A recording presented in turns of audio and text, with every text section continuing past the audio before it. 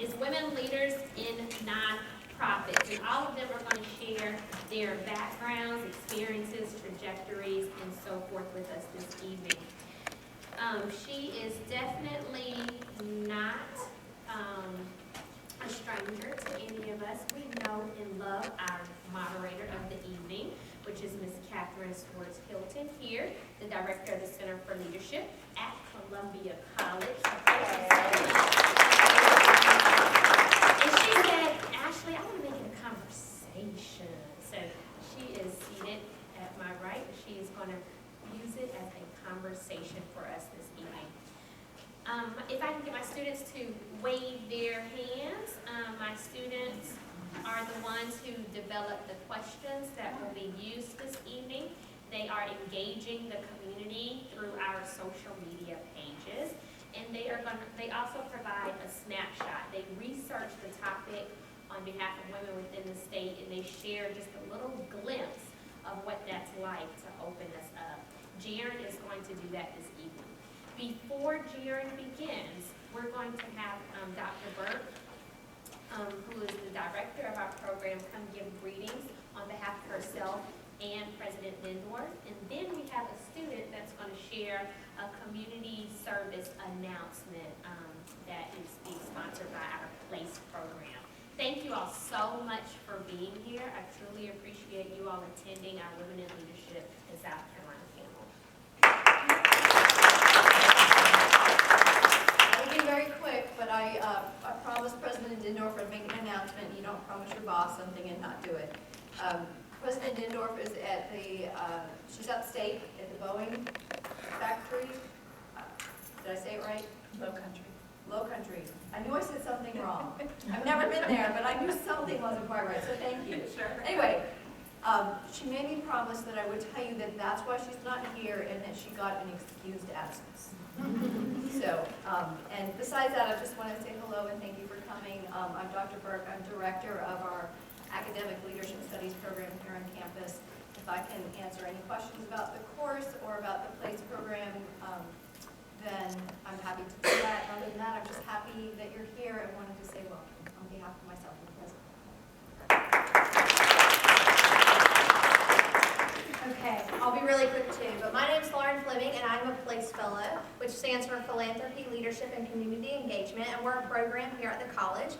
We're funded by the Sisters of Charity Foundation of South Carolina. This year, we want to help them with their year-long campaign in celebration of their 20th anniversary. And this campaign is Fight Poverty SC.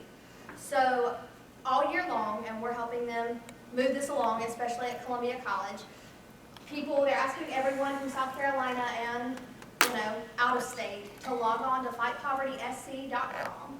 And you scroll all the way to the bottom, join us now, and all you do is you put your name and the city you're from, be that in South Carolina or not, and you upload a selfie of yourself. You can take it right then, or you can choose from your many, large archive of selfies I'm sure we all have. And you post that to either Facebook or Twitter, and it walks you through it. It's very simple. And they donate $1 into the state in your name. So if you, upload a selfie to Facebook or Twitter using this website, they'll donate $1 in your name. That goes back into fighting poverty in South Carolina. So we're trying to get as many people as possible, as you can see, because it's of no cost to you. It's a very easy campaign. You can actually do it now if you like. You can do it on your mobile device. And just tell your friends, share the website on your social media and try to get people involved, because it's a great campaign and goes towards eradicating poverty in South Carolina. And anybody can participate. If 500 people say they're from Columbia, South Carolina, then $500 to $100 goes back into Columbia. And then if you're out of state, it goes to a county or a city that has less representation during the campaign. So if you'll help us keep the momentum going, we will surely appreciate it. And if you have any questions, please let me know. Can you repeat the website? Oh yes, fightpovertysc.com. And there's also a link on the Sisters of Charity Foundation webpage as well. And it's on the PLACE webpage, ccplacefellows.com. Little pitch there. Okay. Thank you. Again, my name is Jaren Norton, and I am in our Women in Lead class, and I'm going to just provide us with a little snapshot. So to begin with, in 1997, the South Carolina Association of Nonprofit Organization was founded. We're going to call it SCANFO. SCANFO works towards supporting nonprofit leaders within the state, and it strengthens the state's nonprofit sector. Over 700 members are represented through SCANFO. SCANFO values integrity, leadership, superior service, and collaboration from South Carolina's nonprofit organizations. South Carolina's nonprofit sector contributes substantially to our state and to the economy and the lives of South Carolina families. Nonprofits have also grown and allowed for an increase in job opportunities within our state. In 2000, South Carolina had 5,852 nonprofits. Then again, in 2013, this rose to 14,482 nonprofits within our state alone. Hospitals and higher education have been huge for, they're one of the largest nonprofits in our state. A 2012 Census Bureau data of the collection also revealed that the top 3 nonprofit countries for employment, counties, employment are Greenville, Richland, and Charleston. Nonprofits also provide great opportunities for South Carolina citizens. 1 in 4 people have volunteered for a nonprofit. I'm sure a few of you have. Nonprofits also serve as the state's 5th largest employment sector. This provides the state with billions in assets and gross revenue. The source of this revenue is accredited to the program services, contributions, and investments. Over 500,000 taxpayers have deducted contributions to charities within the state totaling over $2 billion. So right there you can see we're all kind of involved somehow. So I'm going to pass this on to Ms. Swartz-Hilton to get us started. Thank you. All right, so it's great to be here and spend an hour-ish with you all. So these women I consider to be huge role models to me in my career, and so I'm going to learn as much from them tonight as hopefully you will. So I grew up in the nonprofit sector, and I continue to see learning opportunities, and these are people that we can learn from most. So what we'll do first is kind of a quick, traditional kind of rundown, tell a little bit about yourself, maybe make sure to highlight one experience that shaped your career in the nonprofit sector, or one little nugget of information that would be good for us to kind of have as a jumping off point. So whoever wants to go first. I can start. Hi, I'm Karen Alexander, and I'm the founder of an organization called Auntie Karen. And how it got started was I was approaching my 40th birthday, asking God for purpose and direction, and literally left my corporate job and stepped out on faith.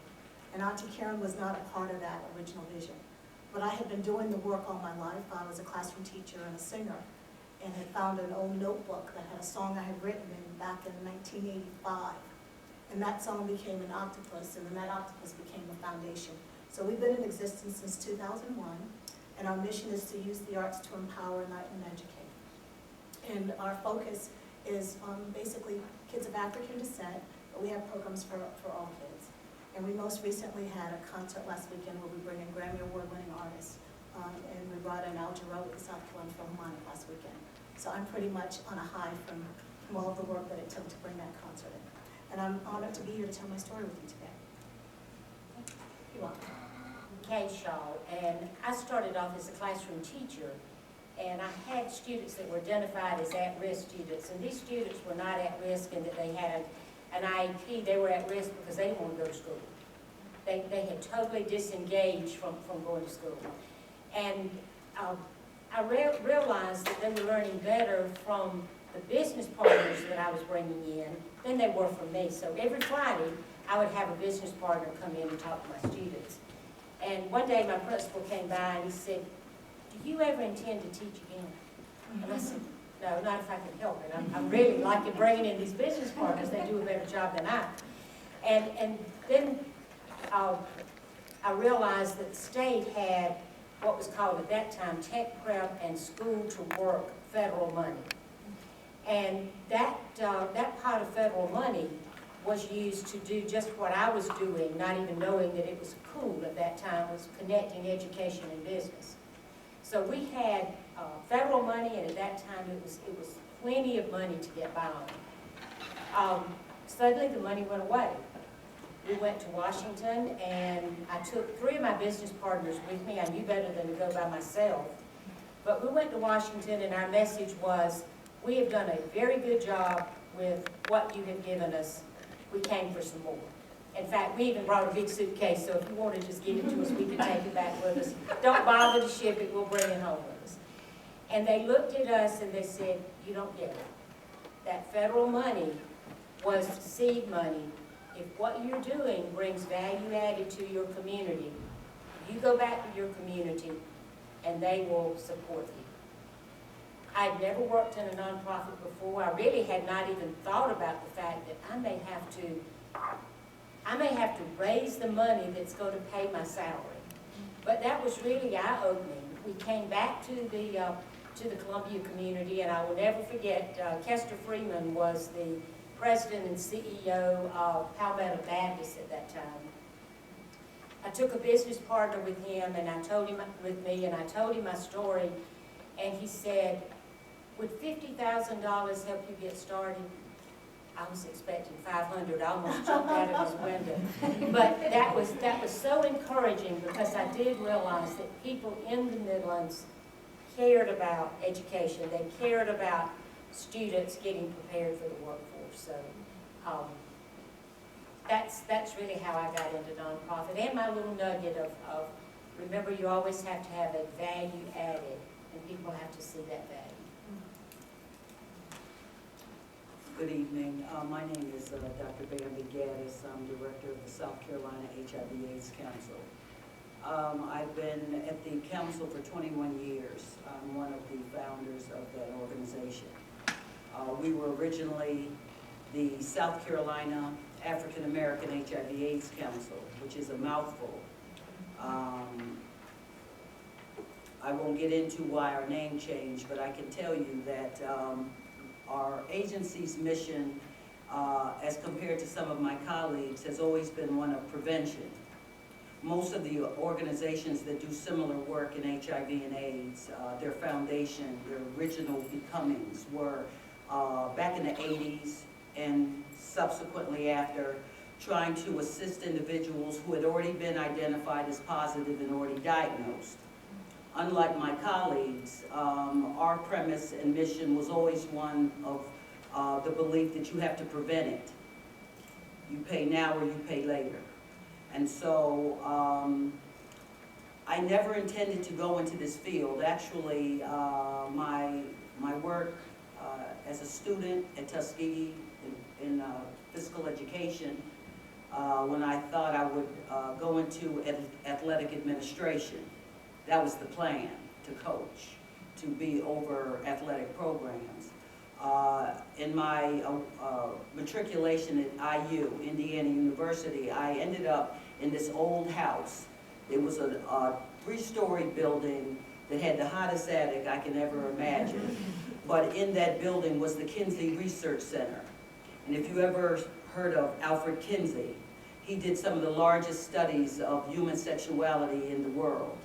And in going in that house day after day, just being curious, I got an interest in human sexuality and I started to get pulled away. And one of the things that you'll find is that when you're going in one direction, things will enter in that will pull you away even though you didn't plan it. And so, long story short, I went to the University of South Carolina and finished a doctorate in public health. My research was primarily in adolescent pregnancy. I thought I would be the next Faye Waddleton. If you don't know who she is, look her up, Google her. She was the first African American woman to run the National Office of Planned Parenthood. And I thought I would be her one day. But as Karen has noted, God, that's not what he had planned for me. In closure, after leaving my doctoral program and getting a job with the Department of Education as a health consultant, where I was responsible for working with teachers and training them in comprehensive health. I would tell you that it was very political. It was back in the 80s when we didn't talk about sex. We still don't now. We do a lot of it. We don't talk a lot about it, but we do. We didn't talk about it. I know that was a little slow. It came to you. HIV was absolute no-no to talk about, and despite the deaths, we continued not to speak. There were legislators that did not want that conversation to occur, and as a result, I did leave my job with controversy. That's when you find out who your friends are and who they're not, and who your allies are and who they're not. And you do need allies if you go into nonprofit. And so with that, I have spent the last 21 years of my life doing something that I've never regretted, despite those days when we wonder how we'll keep the doors open. Anita Floyd, and I am at United Way of the Midlands, where I have the privilege of coordinating the community work that we do in 6 counties. And I laugh a little bit about Bambi's original ambitions, because my early ambition was to be the first female Secretary of State. So I came here to get a master's degree in international studies. I was going to be here for 18 months, and then go to the State Department and just have an exciting life, and I've been here for over 30 years now. So I did get the master's and most of the doctorate, but what happened along the way is I got engaged with a women's shelter here in the community, actually right up the street. And so I learned about homelessness, but what really captured me was when I had the opportunity to do affordable housing development. So we develop units because we, obviously, what is the solution to homelessness? I gave away the punchline, but it's housing.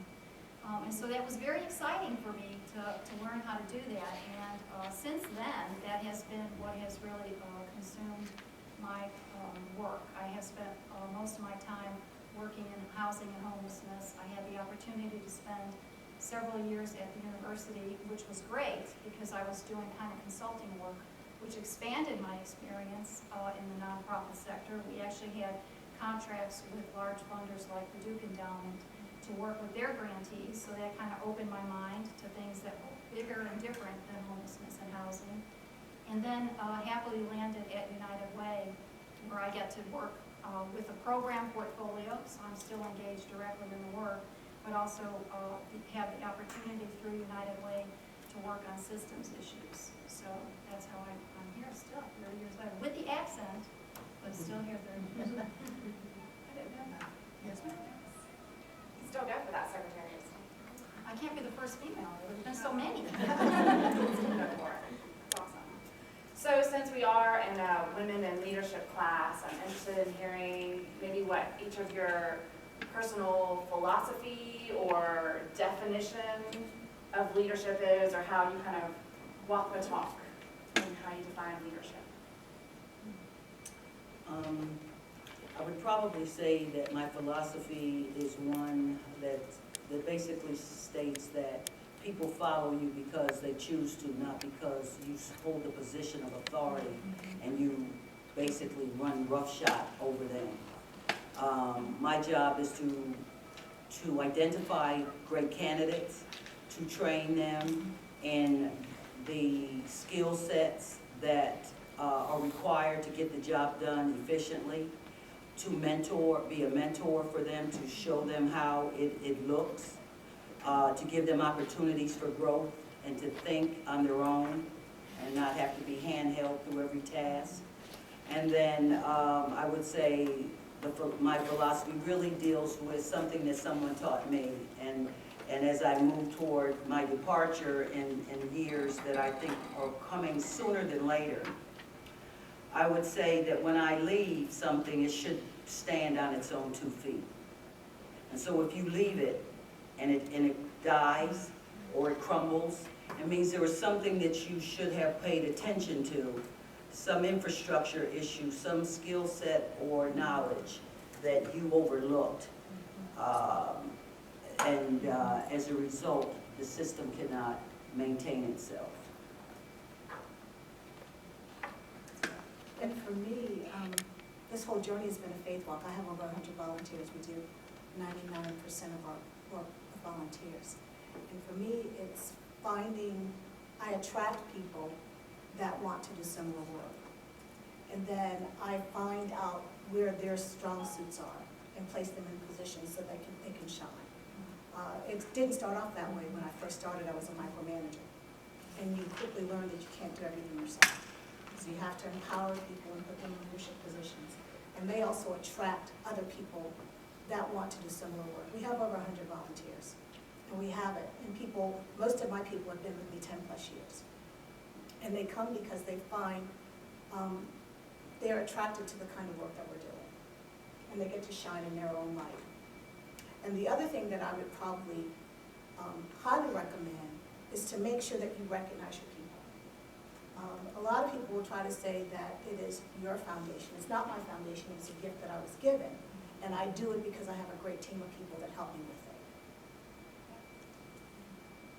One of the things that I reminded my staff, every time we had a staff meeting, we met weekly, was I challenged them to think about if they interviewed for their job today, would they be the best candidate? And I really sincerely believe that if you're going to have a good staff, you've got to have good individuals, and that are at the top of their game.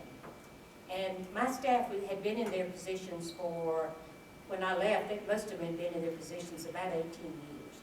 And it's tempting to get complacent. So I think as the staff grows together, and many of us, there were 5 of us that had been together for 18 years. And the tendency is just to keep doing what you've done because it's been successful. And I think you have to look at where you are and determine what is the next step in growth, and realize that if you have people on your staff that don't have those skill sets, it's your job to help them get them and to remind them that it's not good enough today. What you did 5 years ago just won't cut it. You've got to grow and you've got to change. And just not only just say, yeah, great, I support you, but actually give them time off, help them find scholarships, help them do anything that's tangible, not just wish them good luck, but make sure that it happens. I think for me, the most important skill for leadership is listening, and I think that is both as a manager, but as someone trying to realize things in the community. If you can listen and synthesize and do these things that these other women are talking about in terms of recognizing and cultivating skills in people, then I think you'll be successful. And you'd be surprised at how well, you won't be surprised because you watch TV, so no one's listening anymore at all.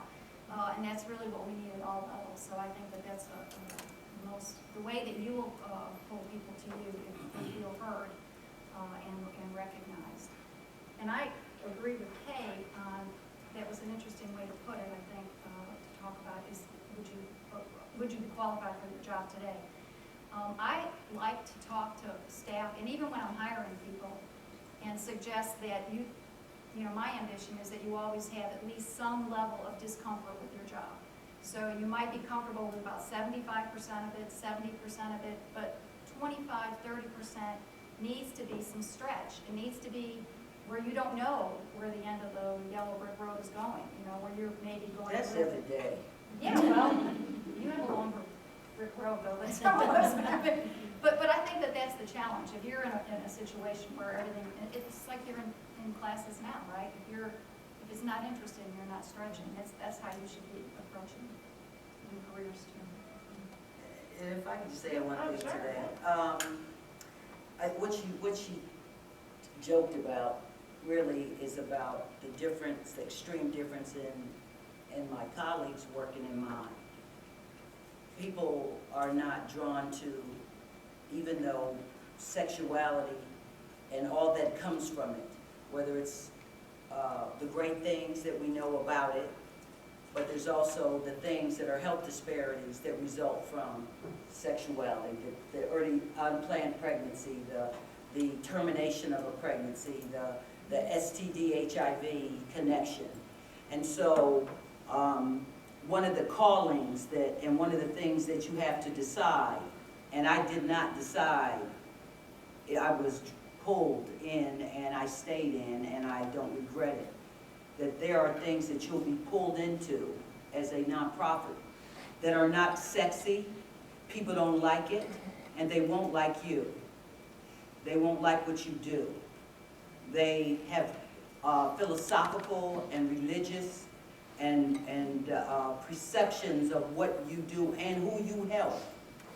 And there are individuals who don't think certain people are worthy of help.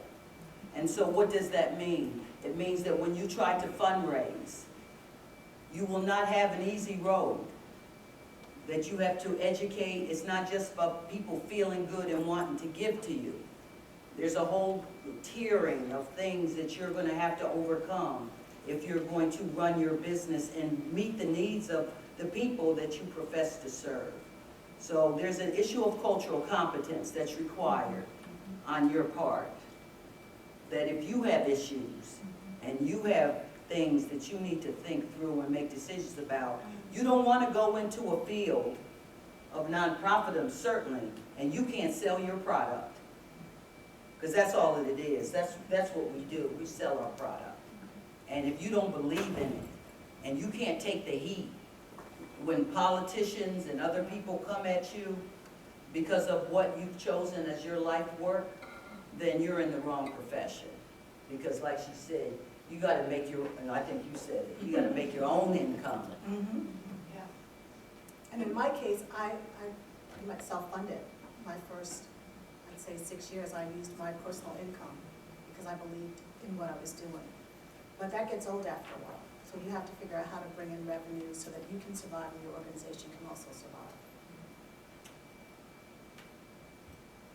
On that note, it might be interesting kind of jumping off place, not on the list of questions, but the kind of story I'm hearing down the row is that each of you is a social entrepreneur in your own way, having launched and launched and launched, and you've been a part of lots of launches. Anita, maybe just a two-part question, how did you kind of come to make that decision to go all in, to make the leap for the launch, and or maybe tell us a little bit about a day in your life, recognizing there's not really a day in the life, but like what does that mean from a day-to-day, and what's it like to be you? My whole journey has been a faith walk, and I was 37, and some of you probably have a long way before you get there. And I read a book called. You have a long way to some of you get can't before remember you it. get to where I'm at. I'm right behind you, Bambi. Oh, you are? Oh, okay. Yeah. Like those conversations. So I found a book that I had bought years earlier called One Day My Soul Just Opened Up by Anita. And I do a lot of work on me. So my mornings are writing in a journal, I have a prayer call, I have stuff that I read that's motivational. And in that book, you take 40 days and 40 nights and you write in a journal. And I think purpose might have been the day that I discovered that I was going to leave my corporate job, which I absolutely loved, and step out on faith. And so my whole journey has been a faith walk. The one thing that you have to do is to have that quiet time to listen to your inner voice. Because you will get these messages that says, do this, call this person. And each time that I did that, it was exactly what I was supposed to be doing. And I'll give you a prime example. The first time we said we wanted to do a fundraiser, I was talking to a guy who was new to town, and we had $0. And he said, well, if you could bring anybody, who would you want? And I said, well, I really want Roberta Flack. Roberta Flack was, I think at the time, $40,000, and we had $0. And he said, Roberta Flack's my cousin. And so that year we brought Roberta Flack, and he proposed to his wife at that event. But each step along the way was listening to that inner voice and believing, even though you couldn't see it, but believing that whatever the vision that you were given, that it would happen. And so 13 years later, we've been bringing in Grammy Award-winning music legends on that premise, that if you were given the vision, believe that it's going to happen. And you don't know how it's going to happen, but just step out on faith and it does. And it's not easy. Don't let you think that it's an easy journey. But each time, just believing that it will happen and seeing it happen. Tell us the name of that book again. One Day My Soul Just Opened Up. It's by Anita, and she wrote it pre-Oprah. So she wasn't really popular at the time, but it was one of her bestsellers. And I may deviate tad from the question, but it is just so fascinating to me to realize that every single day I learn something, and every single day is different. I think that's the piece that I love about the nonprofit world, is I'm learning something right now. I mean, it's close to 6 o'clock at night on a Wednesday night. I'm learning things and experiencing things and meeting people that I haven't had a chance to do before. And it does open up that world to you. One of the other things I think with a nonprofit is you have to realize that you're going to be working with a really diverse group of people. You're going to be working with board members who are accustomed to serving on boards and being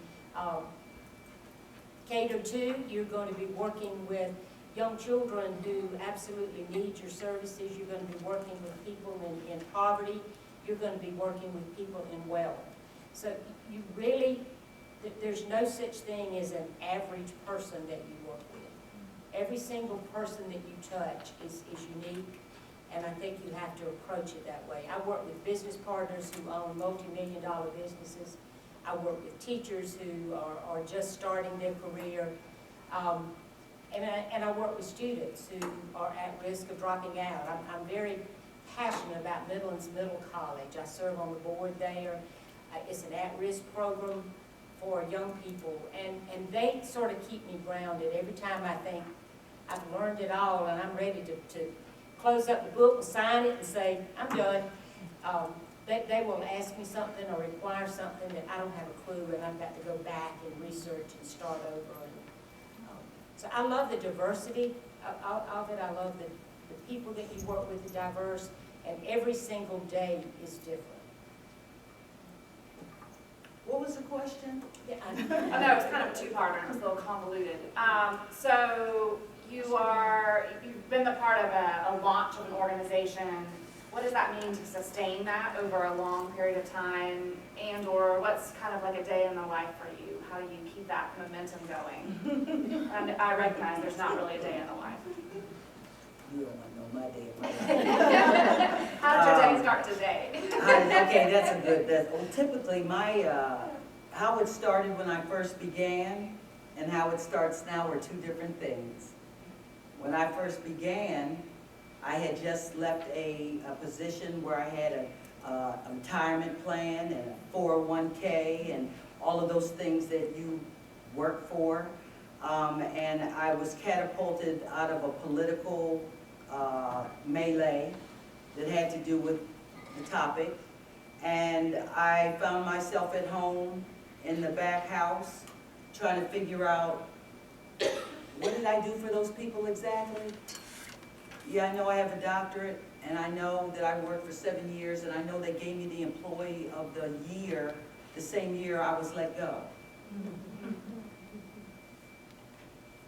So how do I reshape my life? And so I had to reshape my life and figure out how do I identify and tap into what I knew I was capable of, but I knew that I had to do it on my own. And so when I say on my own, I don't mean that theoretically. I mean I had to figure that out on my own. But I knew I had some place and someone to go to figure that out. But I would say to the question, one, you need to be able to write. Write. If you're a mediocre writer, or you just making it by, or people have to edit your stuff over and over again, that's a skill that you have got to, if you're going to do this work, you have to write. And it has to be succinct and to the point. People don't want to hear you going on and on to the break of dawn, and they get to the point. So writing grants, even if you start small, you have to know how to respond to questions and get to the point and write. If you're afraid of that, none of us had grant writers. I mean, when I started, I can afford one now. The library was my best But friend. that's to assist. So writing is key. The second thing is, so for example, we had the Democratic town hall last night. It's amazing. At any rate, I would ask you, you all are from Columbia? What district is this? What district does Columbia College sit in? No, you can't answer. What district is this congressionally? What district is this as far as your representative in the city or county council? Who is the person in this area who represents this area? Okay. If you don't know, you can guess. Well, that's your homework. Whether you live here, if you don't know who your political leadership is, people who make choices about whether you get money or not, at the city level, when they meet Tuesday nights down at City Hall, that's all they're talking about is money. Or where you can put a homeless facility. But they're talking about things that are happening around you that impact how your organization will function. City and county council, who sits on county council? Each one of those people represent a constituency of where you live.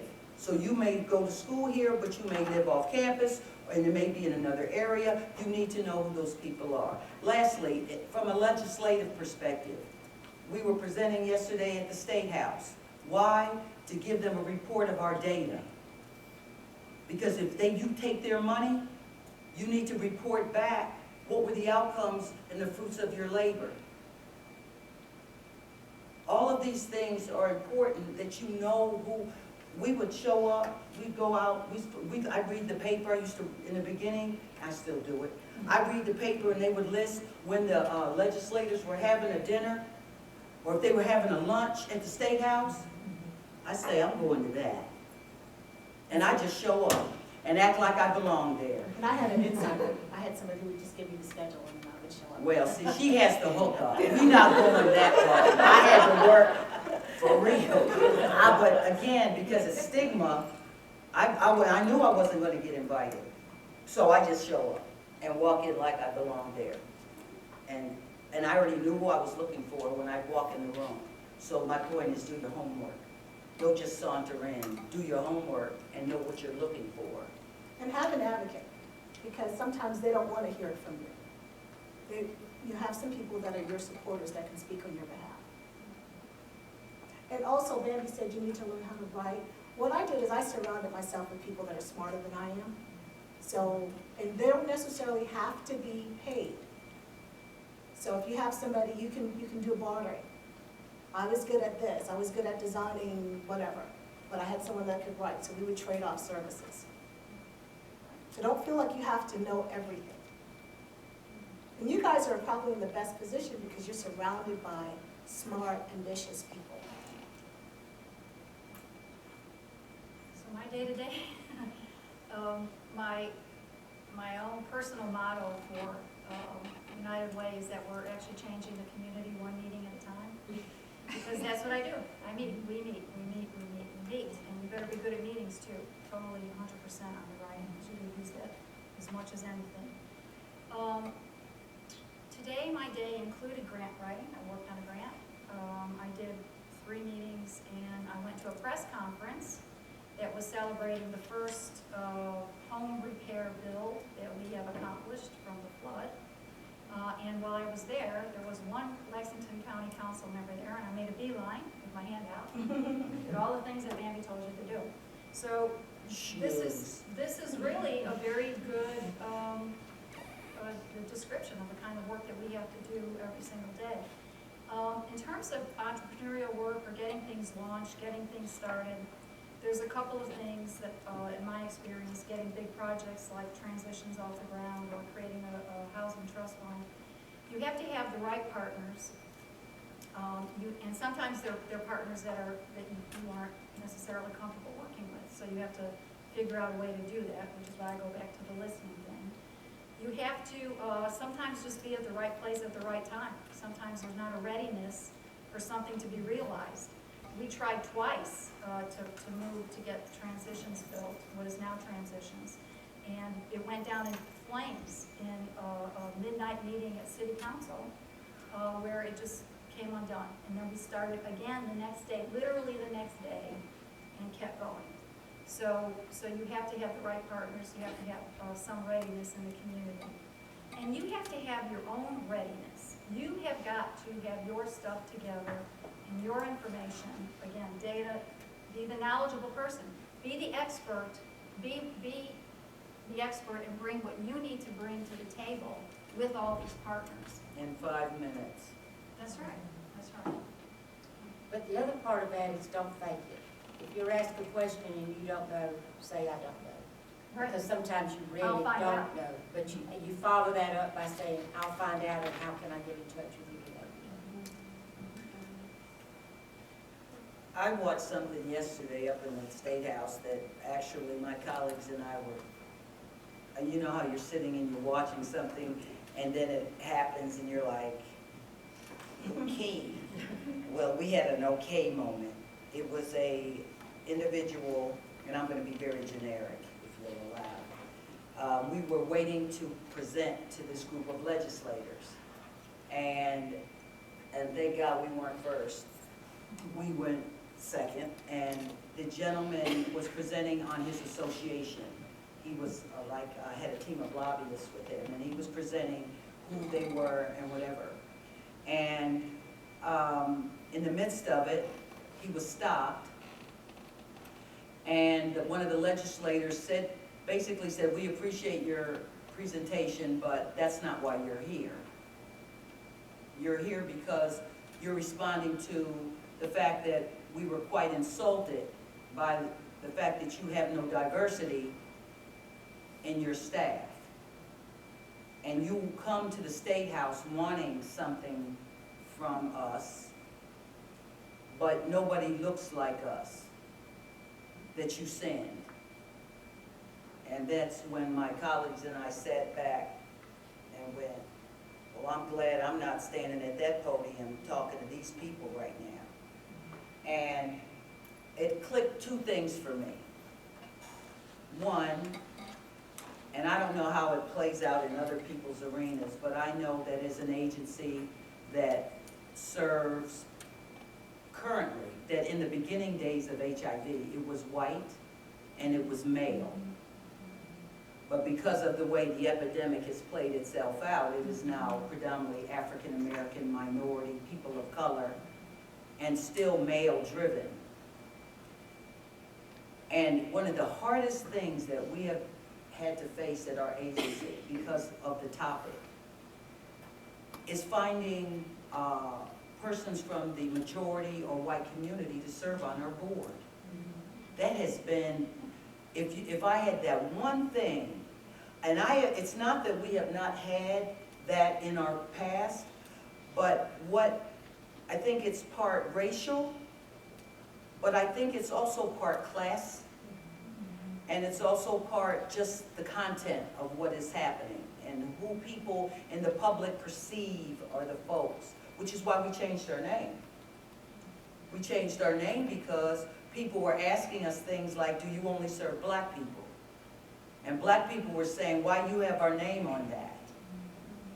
And all these other we couldn't fundraise. No one would give us, I mean, we were really struggling to bring in resources. So sometimes you have to change with the tide. You have to change your name.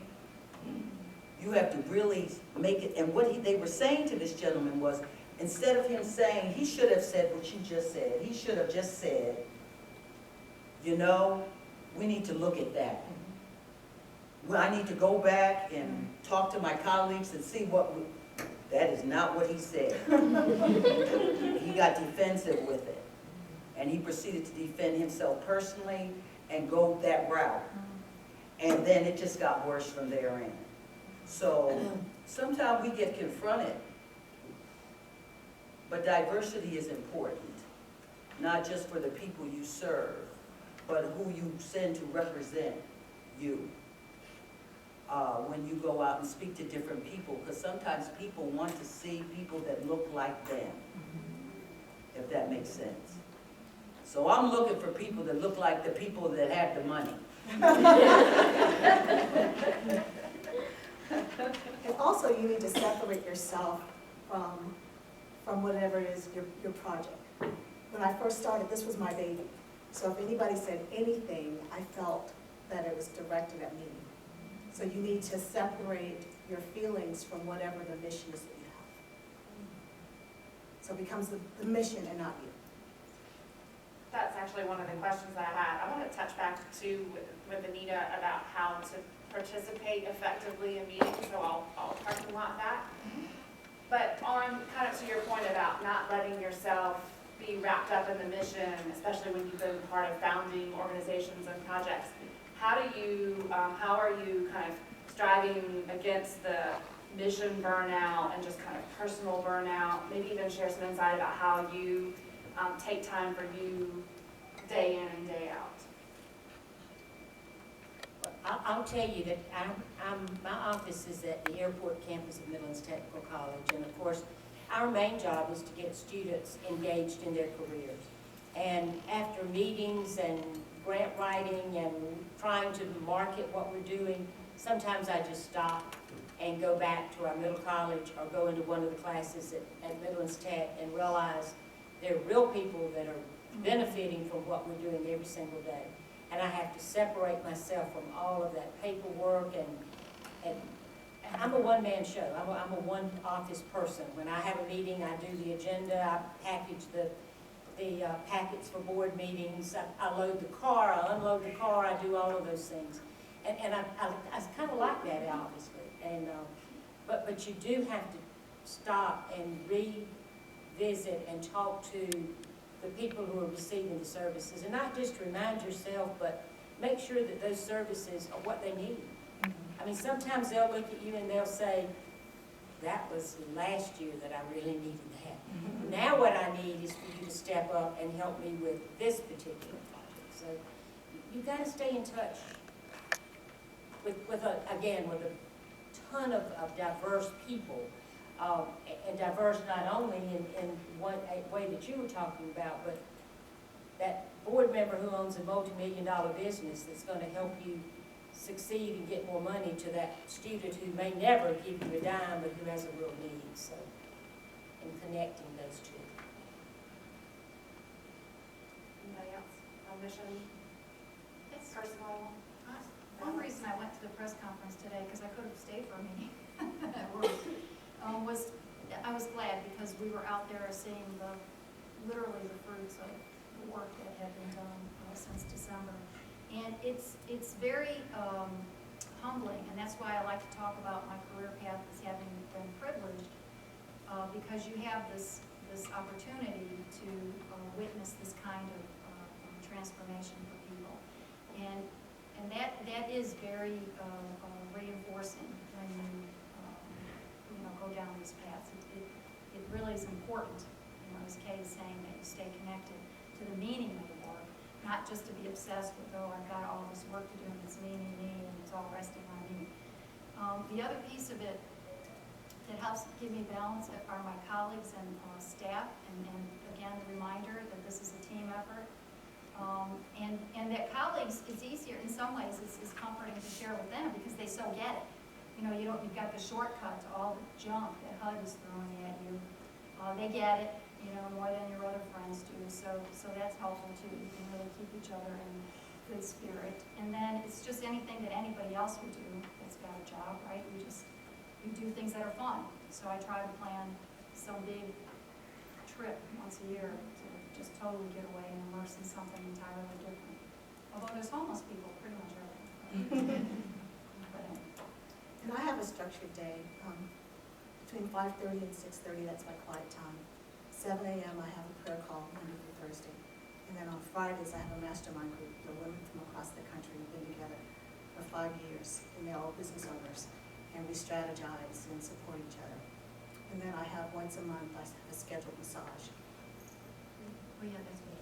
Scheduled massage and nails done. So I have some scheduled quiet time in there. But every day I start off, except for Saturday is free and then Sunday's church.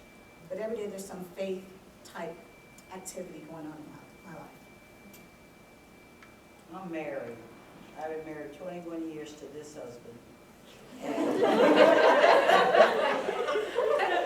before that, the other one, for about, I don't know, 14 years. I've been married my whole life, even though people think because of the work I do, I'm sacrilegious.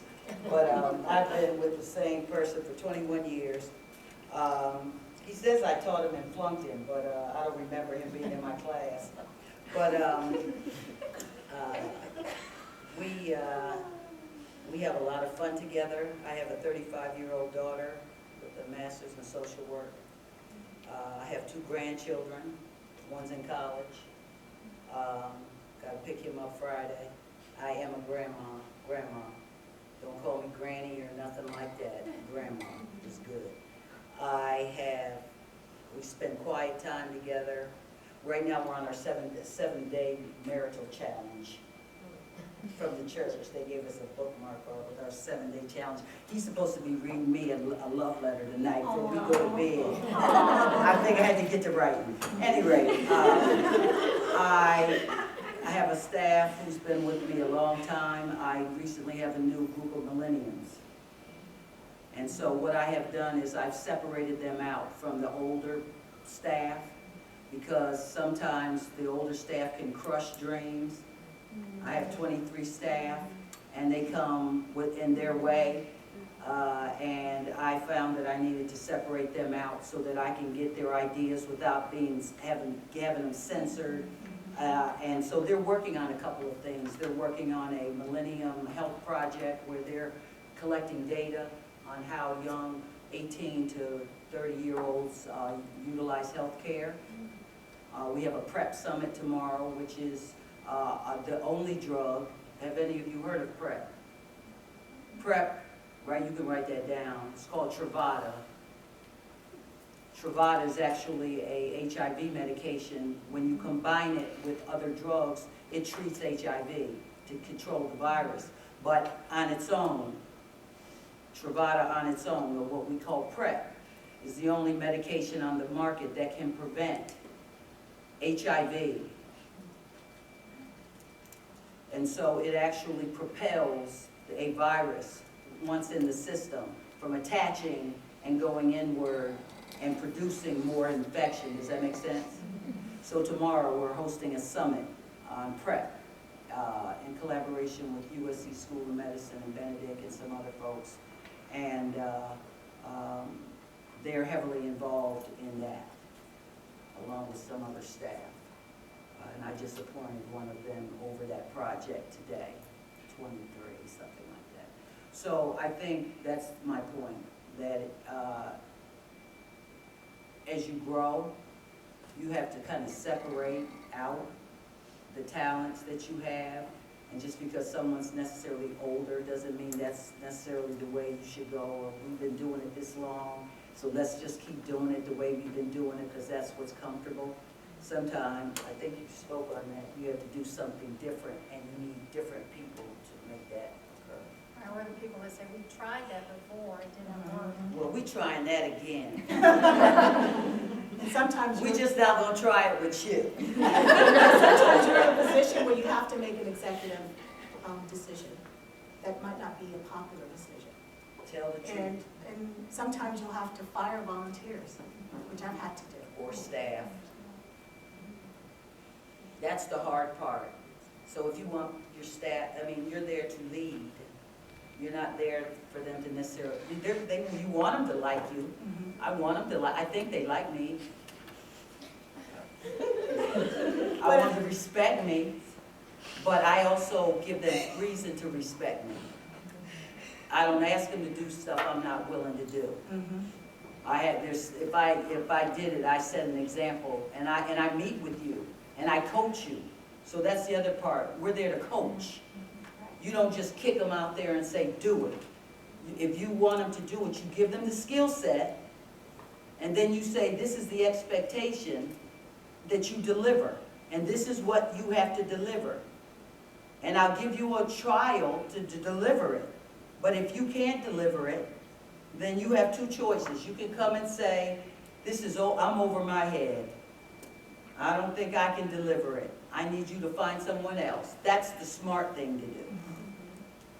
The faking. Somebody said something about faking it. Don't fake it. Sad. Don't fake it. Because there's something is going to happen that's gonna put you on Front Street, and you're gonna be out there all by yourself. And we thought you had it down to a science. So speaking of millennials in the workplace or as volunteers or even as board members, hopefully there's a few millennial board members already. Whether it's at the different age differences in the nonprofit sector, or we could also kind of unpackage a little bit some of the gender observations that you have, trends that you're noticing, things that you wish would change in the nonprofit sector. Let's kind of uncover that a little bit. Uncover what? Uncover what your thoughts are or observations are. I think there's a trend right now for nonprofits to work more closely together than they ever have before. We were not very successful in getting grants when we wrote them on our own. But we became much more successful when we partnered with other people. So I think that's a trend that people are recognizing, that by myself, I'm not going to be nearly as successful in telling my story, and I can't add all the facets that need to be added.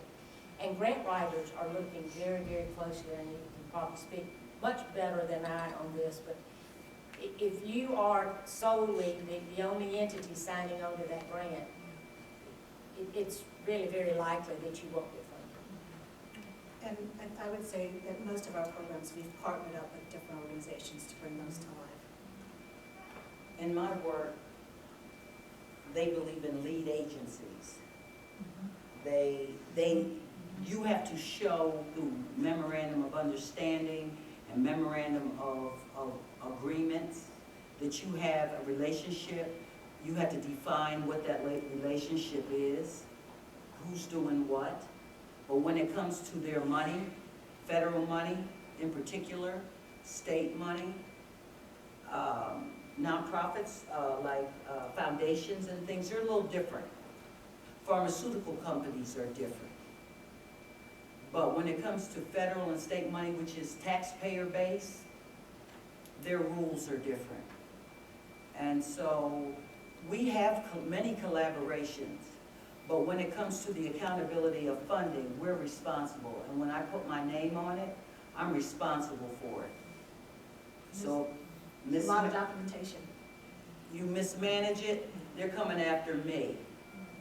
And that's one of the things, they're coming after the board, and they're coming after me. Because I'm the ED, and I'm responsible. And somebody has to sign it. So the feds and the state don't let 5 people sign it. They'll let you demonstrate in your context of your grant that you have documented relationships and you've defined in your narrative how you'll collaborate. But the accountability of the funding is solely, in my arena, on me and the agency and the board. So let's talk about women in the nonprofit sector. So Jaron brought up the point about the healthcare, sector within the nonprofit sector is one of the largest employers in the state. I happen to be talking to someone that works with one of the larger hospital systems in Columbia, and she was making the observation that on the staff of this hospital system, this kind of staff level is 80% women, 80% or more women. But when you look at the executive kind of level, it's way less than 20% women. And even this particular hospital just came out with this huge splash of all their new leaders, and I counted 0 women. That's just one example, but how are you observing the nonprofit sector making a transition to include more women in executive positions? Is it making a transition? Tell us what you think about that. I don't have numbers on it. I think that what's interesting in some ways in the nonprofit sector, because it's so varied. I mean, think about small grassroots groups, like when I started in the women's shelter, I mean, that was really, we took about poverty, I mean, that was small grassroots. And then you talk about hospital systems being part of the same network, and then you have churches on some level. Right. So the range is really dramatic. I think in some ways there are more opportunities for women in the nonprofit sector partly because sometimes it's the less valued one. I don't mean that to sound too negative, but, you know, we aren't businesses, right? We aren't a for-profit corporate, even though a lot of us are. So the imagery is that this is a little bit more women's work in some ways. So you do have some opportunities there. I think at the high levels, though, I think really, Catherine, it's not that dramatically different. Okay, yeah, I mean, that's great. I just heard a statistic today that really was disturbing, and I never thought about it, but they were talking about the fact that women were doing a great job of being entrepreneurs and starting their own business. What they weren't doing was creating jobs for others to be in their business and to then leading that business. If they started a business, it pretty much was a one-person show. And that the state right now has 0% of job creation among females. And gosh, unfortunately, that's true. For-profit though. but that's, Yes, yes. but I would say that would be an unfortunate corollary in the nonprofit world, because in terms of trends, one of the things that I think is problematic is that we have so many nonprofits. And that's not, I don't think that's a good thing. There isn't enough capacity to carry lots of these niche groups, again, not to be pejorative, but with, you know, some single focuses or narrow focuses that should really be programs that are part of a larger group. And that's to the point that we've already had around collaboration. So there isn't a good carrying capacity in the community for lots of them. So you really don't, I wouldn't think it would be a good thing for all of you to go out and be, you know, one women shows in the nonprofit world either. I think that would be a hard road to hoe. And I'm not sure, it makes it, it's just hard on the community to influence. Not that you aren't picking good problems to solve. I just think I would encourage you to partner with groups to do that. I mean, even with her comment, even though we have a niche and a group of people that we help, we could still use other people in that same target audience. So I would have to disagree with you that all the needs are being met. No, I don't think all the needs are being met, but I don't think that we need a new nonprofit to meet all the needs. Each need is my thing. Because the growth in the nonprofit sector has been dramatic. See, part of that is influenced by the funders. Funders also, whether it's knowingly or unknowingly, they create an environment of competition where competition should not exist. They, perfect example, CDC. Columbia is an MSA that has a certain number of people, but they treat us in competition. Like when I compete, I have to compete with San Francisco, Houston, Texas, Chicago, Atlanta, and the large MSAs. I have to compete with them. There is no differentiation at all about the size of the city, the number of people that they want you to target. And so the fact that our agency has been successfully funded from 2000 up until 2016, we have competed every single opportunity that came out. We competed and made the cut. Competing against larger cities, just to provide basic services here in this 5-county area. That should be unheard of. So if you move us from the formulary, if you just remove, if our agency closes tomorrow with the only mobile unit in the state, with we're the only funded entity on that last round of prevention funding. We're the only agency in the whole state that got picked. So there's these other looming things of people who don't have priorities for us. And we have to, we're basically scrounging trying to survive. There should be some more collaboration. There should be more collaboration.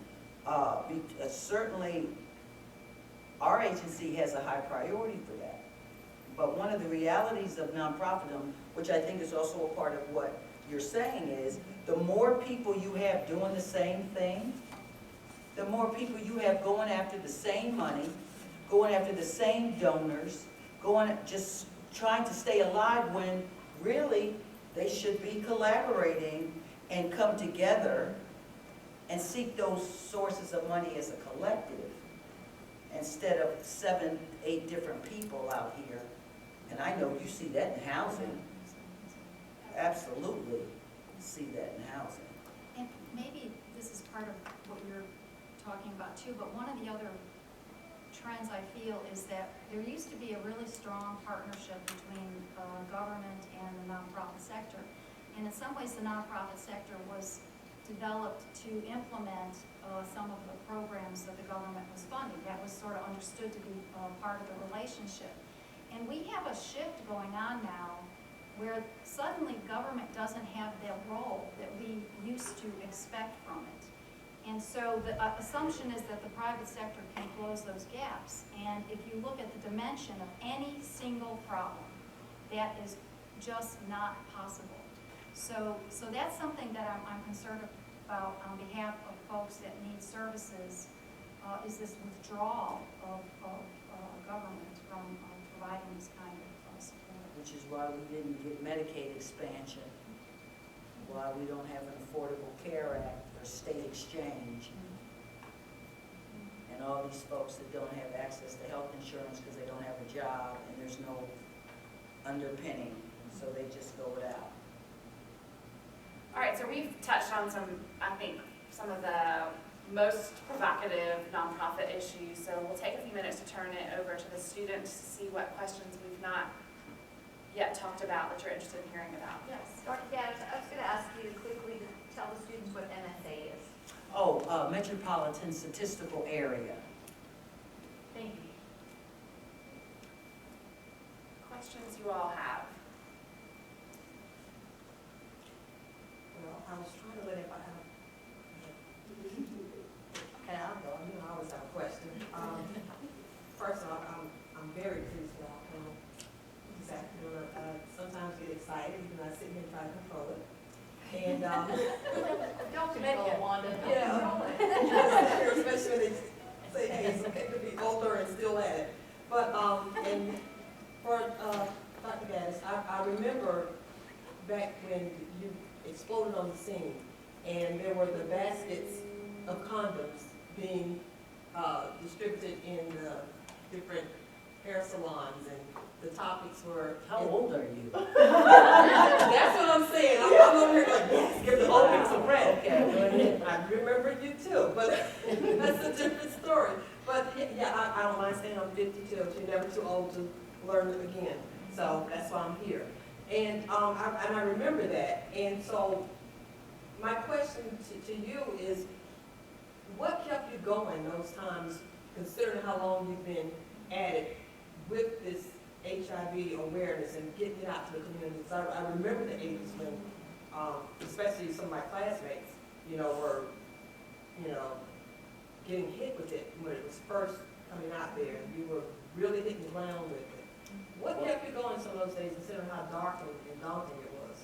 Well, I'll go back to what Karen said. I did not go into this, that wasn't my plan.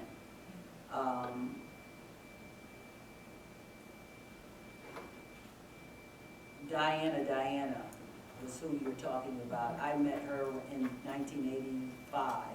I was a doctoral student. And she and I went to training, and after the training, she said to me, you keep saying out loud what I'm thinking in my head.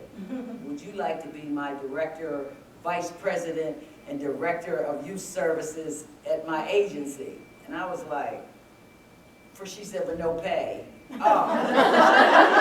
Oh, yeah, I was here. Yeah, so she and I spent 15 years traveling around this state from 1984, 85, really looking at this epidemic. And I don't think it was a coincidence that I didn't end up at DHEC. I ended up at the Department of Education, and it was there that I really saw why and what was required to prepare the next generation to keep from being the new statistic. They have totally dismantled everything that was put in place politically. It has been dismantled. And that's why we have so many children coming out who are totally, totally unprepared to deal with issues like sexuality, sexual assault, domestic violence, you name it, they're not prepared because we haven't prepared them.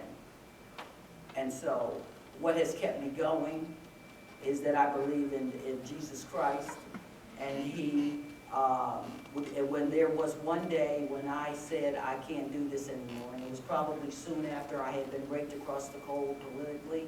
I had been called up before the legislature. I had been questioned, they questioned my sexuality, they questioned my stability as a mother. I mean, they really, as they say, got it in. And they did it as I stood at a podium. And I had to defend myself at this committee meeting.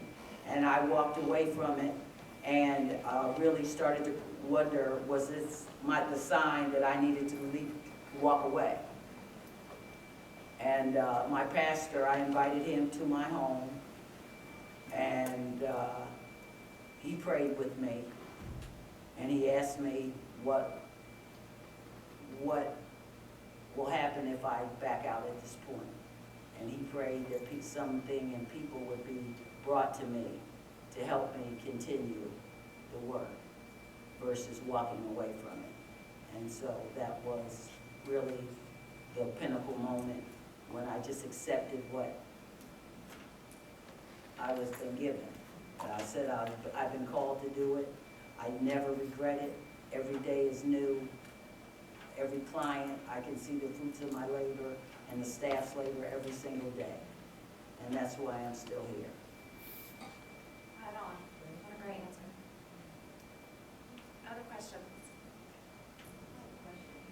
I can't remember who brought it up, but someone mentioned if you were to apply for the job you have now, would you still, well, I'm kind of going through that right now.